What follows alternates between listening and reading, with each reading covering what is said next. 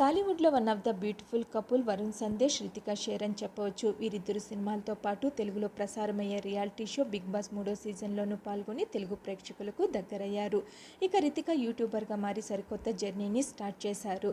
అయితే రితికాకు వరుణ్ సందేశ్కి మ్యారేజ్ అయ్యి 8 ఏళ్ళు అయినప్పటికీ వారిద్దరికి పిల్లలు లేకపోవడంతో వీరిద్దరు ఎక్కడికి వెళ్ళినా ఎప్పుడు పిల్లలు కంటున్నారనే ప్రశ్న ఎదురవ్వడంతో రితికా ఈ మధ్య ఒక ఇంటర్వ్యూలో తమకు పిల్లలు లేకపోవడానికి గల కారణాన్ని వివరిస్తూ ఎమోషన్ అయింది. రితిక ఈ విధంగా చెప్తూ 2015లో మా ఇద్దరికి మ్యారేజ్ అయింది. 2018లో నేను ప్రెగ్నెంట్ అయ్యాను. ఆ సమయంలో మా కుటుంబ సభ్యులందరికీ చెప్పేశాం, సంబరాలు చేసుకున్నాం. కానీ కొద్ది రోజుల్లోనే గర్భస్రావం అయింది.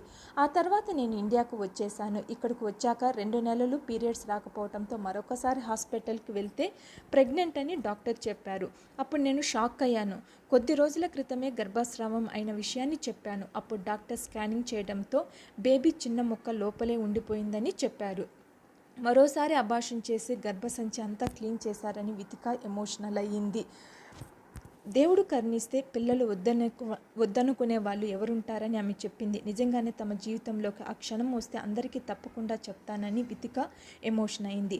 మరిన్ని లేటెస్ట్ అప్డేట్స్ కోసం please subscribe my channel. Thank you.